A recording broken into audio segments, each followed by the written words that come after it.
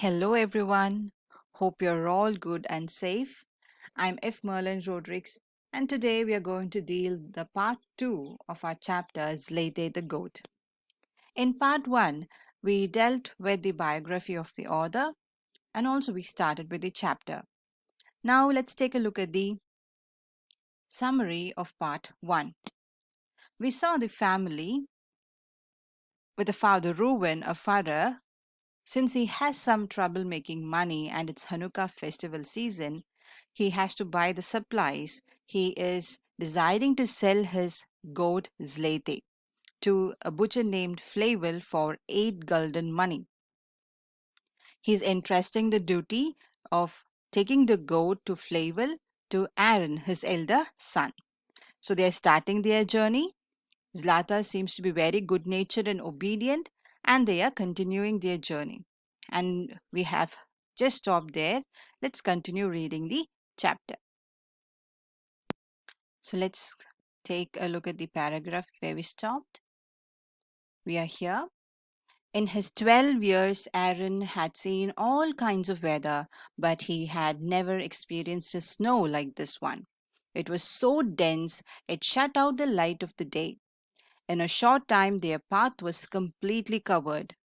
The wind became as cold as ice. The road to town was narrow and winding. Aaron no longer knew where he was. He could not see through the snow. The cold soon penetrated his quilted jacket. At first, Zlateh didn't seem to mind the change in weather. She too was 12 years old and knew what winter meant.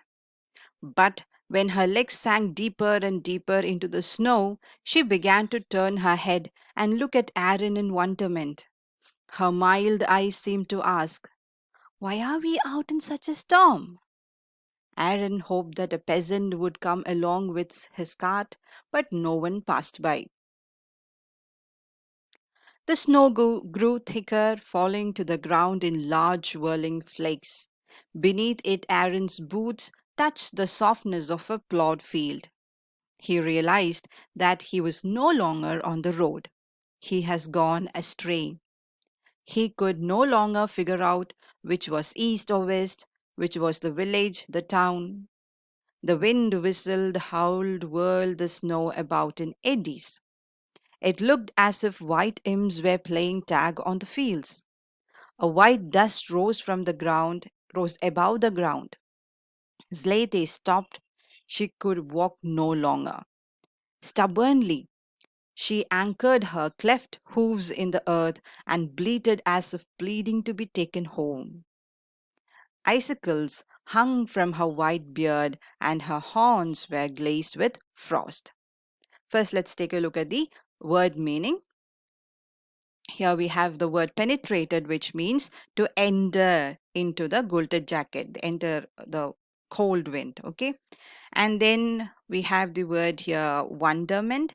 Here, wonderment, this Zlateh is looking at Aaron in wonderment, which means in fear and with awe. Okay. And down we have whirling. Whirling means moving in having a rapid movement, round and round movement. So here, round and round movement of the flakes, the ice flakes. And then we have the word astray. Astray means they have lost their way. They have gone away from their correct path. And then we have the word eddies. Eddies means move in a circular motion.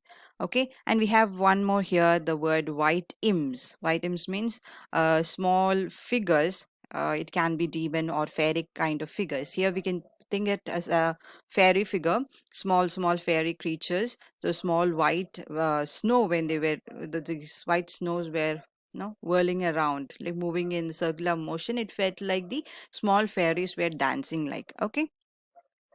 And then we have the word cleft. Cleft means half divided, means divided into two halves. So here cleft hooves means the divided foot of the Zlateh goat. Okay. Then icicles means a hanging piece of ice. Now let's take a look at the summary of these paragraphs. Both Aaron and Zlateh were 12 years old. So they haven't seen this kind of snow. So they never have experienced a snow like this, it seems. And he understood very slowly, he understood that he has lost his way, he has lost his correct road, because he knows that the road has many narrow and winding turns. Winding means twisting and turning turns, road. But now, since snow has fallen down, they couldn't figure out the way and they have gone astray. They have lost their correct path, and slowly their feet started sinking so deeper and deeper into the snow. And it seems that Zlateh is looking at Aaron in wonderment. Why are you taking me right now with a lot of snow? And then he moves on to explain the whistling and whirling wind which is forming eddies, and he feels like there is white imps here and there since the snowflakes are moving round and round. Zlateh stopped and she started protesting by anchoring her cleft hooves in the earth, and she even started bleating. The icicles hung from her white beard and her horns were glazed with frost. So here is the image of icicles. We could see a goat which is in the snow, and Aaron must have also taken the goat in the same way. Let's continue to read. Aaron did not want to admit the danger, but he knew just the same that if they did not find shelter, they would freeze to death. This was no ordinary storm. It was a mighty blizzard. The snowfall had reached his knees. His hands were numb and he could no longer feel his toes. He choked when he breathed. His nose felt like wood and he rubbed it with snow. Zlateh's bleating began to sound like crying. Those humans in whom she had so much confidence had dragged her into a trap. Aaron began to pray to God for himself and for the innocent animal. Suddenly, he made out the shape of a hill. He wondered what it would be. Who had piled snow into such a large heap? He moved towards it, dragging Zlateh after him. When he came near it, he realized that it was a large haystack with the snow which the snow had blanketed. Aaron realized immediately that they were saved. With great effort, he dug his way through the snow. He was a village boy and knew what to do. When he reached the hay, he hollowed out a nest for himself and the goat. No matter how cold it may be outside, in the hay it is always warm. And hay was food for Zlateh. The moment she smelled it, she became contented and began to eat. Outside, the snow continued to fall. It quickly covered the passageway Aaron had dug. But a boy and an animal need to breathe, and there was hardly any air in their hideout. Aaron bored a kind of window through the hay and snow and carefully kept the passage clear. Now let's take a look at their word meaning. Here we have the word blizzard. It was not a ordinary snow, it was a mighty blizzard. Blizzard means severe snowstorm with heavy wind. I'll show you the picture. So it was no ordinary snow. It is a snow storm with high winds. So he understood now if he's not finding a shelter, he will freeze to death because his hands are numb now and he could no longer feel his toes. Even he started choking. Choking means cannot breathe properly. Okay.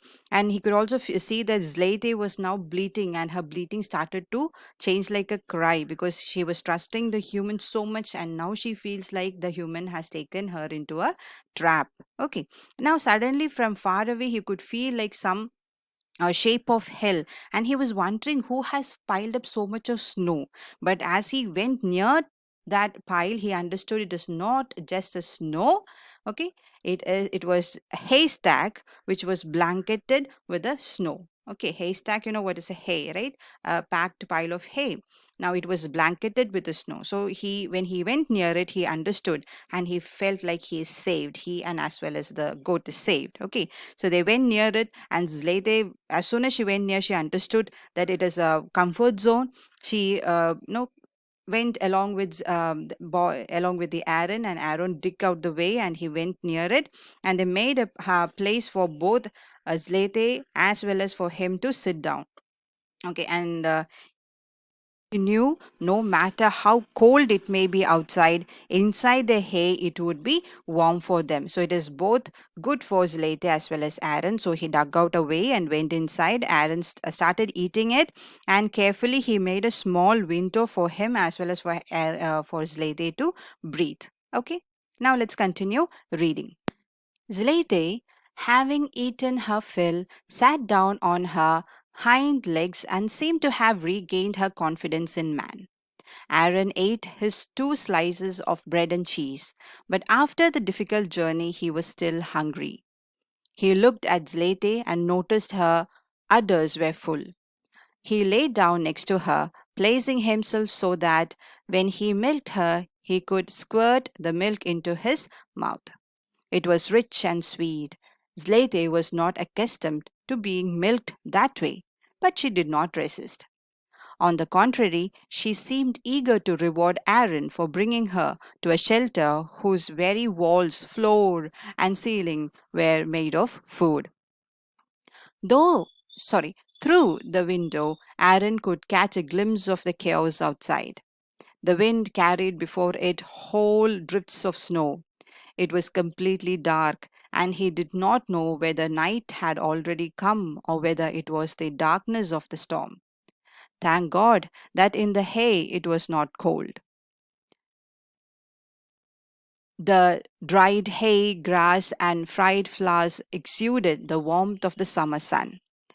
Zlateh ate frequently. She nibbled from above, below, and from left and right. Her body gave forth an animal warmth, and Aaron cuddled up to her.